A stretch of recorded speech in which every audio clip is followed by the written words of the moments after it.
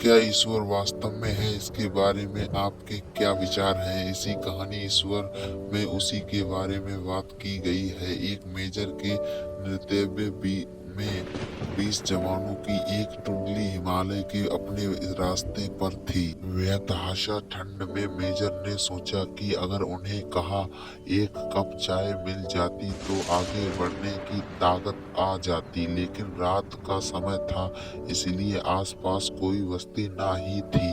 1 घंटे चढ़ाई करने के बाद उन्हें एक जर्जर चाय की दुकान दिखाई दी, लेकिन उस पर ताला था। जवानों के आग्रह पर मेजर साहब दुकान का ताला तोड़वाने को राजी हो गए। अंदर उन्हें चाय बनाने का सभी सामान मिल गया। जवानों ने चाय बनाई, साथ ही वहां पर रखे बिस्कुट भी खाए और खुद को राहत दी। मेजर साहब ने पर्स में से 1000 रुपए निकाले और चीनी के डिब्बे के नीचे दबाकर रख दिए तथा दुकान का शटर ठीक से बंद करवाकर आगे बढ़ गए।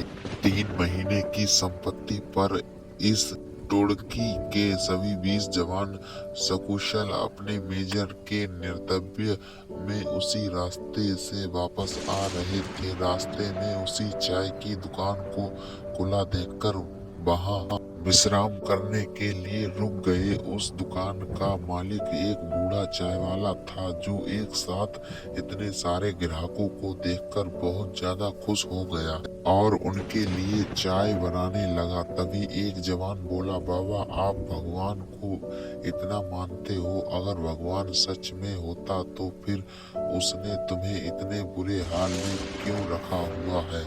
बाबा बोले, नहीं साहब ऐसा नहीं बोलते, भगवान के बारे में भगवान तो सच में है, मैंने उसे देखा भी है। बाबा का आखिरी वाक्य सुनकर सभी जवान कौतूहल से बूढ़े की ओर देखने लगे। बूढ़ा बोला, साहब मैं बहुत मुसीबत में था। एक दिन मेरे इकलौते बेटे को आतंकवादियों ने मारपीट कर छोड़ दिया। मैं दुकान बंद करके उसे हॉस्पिटल ले गया। मैं बहुत तंगी में था साहब, और आतंकवादियों के डर से किसी ने उधार भी नहीं दिया। मेरे पास दवाइयों के पैसे भी नहीं थे। उस रात साहब मैं बहुत रोया और मैंने भगवान से प्रार्थना की और मदद मांगी, और साहब उसी रात भगवान मेरी दुकान में खुद आए।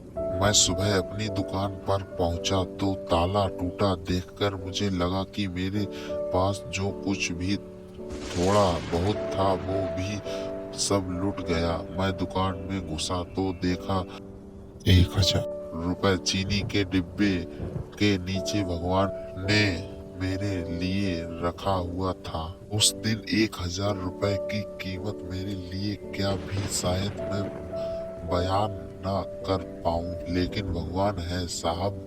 यह सुनकर वहां सन्नाटा छा गया। 20 जोड़ी आंखें मेजर की तरफ देख रही थी। उसकी आंख में उन्हें अपने लिए स्पष्ट आदेश था, चुप रहो।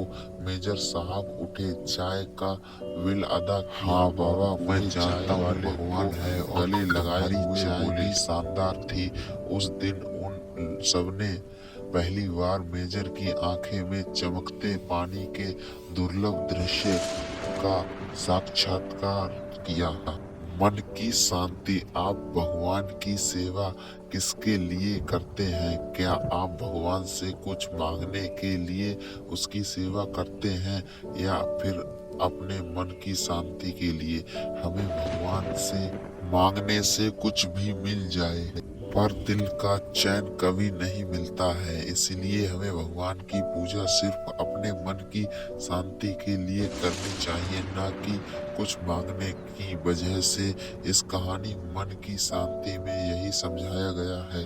एक गरीब आदमी था, वो हर रोज नजदीक के मंदिर में जाकर वहां साफ सफाई करता और फिर अपने काम पर चला जाता था। अक्सर वो अपने प्रभु से कहता कि मुझे आशीर्वाद दीजिए तो मेरे पास ढेर सारा धन दौलत आ जाए। अगर आपको हमारी यह हिंदी स्टोरी अच्छी लगी हो तो अपने दोस्तों के साथ भी शेयर कीजिए और कमेंट में जरूर बताइए कि कैसी लगी हमारी स्टोरी। वीडियो अच्छी लगे तो प्लीज़ गाइस लाइक ज़रूर कर देना, क्योंकि हम आपके लिए इतनी मेहनत करके वीडियो बनाते हैं।